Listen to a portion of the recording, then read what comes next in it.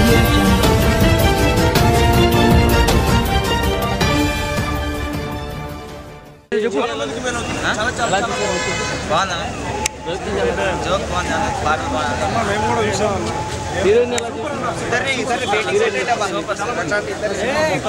comedy okay good అంతే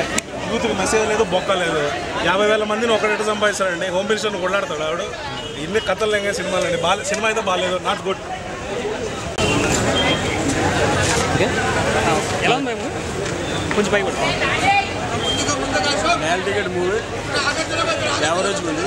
కానీ Raviteja acting మాత్రం చాలా అద్భుతంగా నటించారు ఇక చూస్తే డైరెక్షన్ కళ్యాణ్ కృష్ణ గారు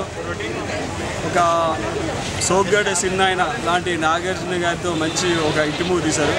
కానీ ఆ మూవీకి ఎక్స్పెక్ట్ చేసి ఈ మూవీ చాలా బాగుంటుందని నేను ఎక్స్పెక్ట్ చేశాను కానీ ఈ మూవీ అంత రేంజ్లో లేదు ఎందుకంటే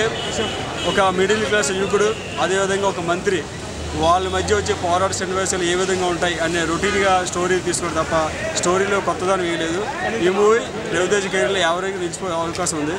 ఇక చూస్తే మూవీస్లో 6 సాంగ్స్ ఉన్నాయి 6 సాంగ్స్లో 2 సాంగ్స్ చాలా అద్భుతంగా ఉన్నాయి 4 సాంగ్స్ అంత చెప్పుకోదగ్గలేవు ఇక చూస్తే ఫస్ట్ హాఫ్ యావరేజ్ ఉంది సెకండ్ హాఫ్ కూడా యావరేజ్ ఉంది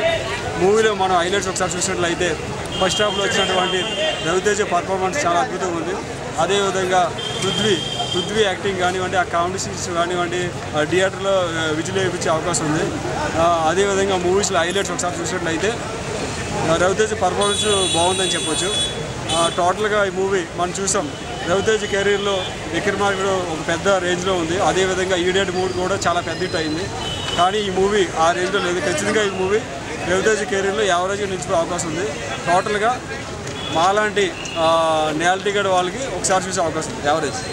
ఏంటండి వీడియో నచ్చిందా అయితే ఓ లైక్ వేసుకోండి లేదంటే ఓ కామెంట్ చేయండి ఎప్పటికప్పుడు మా వీడియోస్ చూడాలంటే సబ్స్క్రైబ్ చేసుకోండి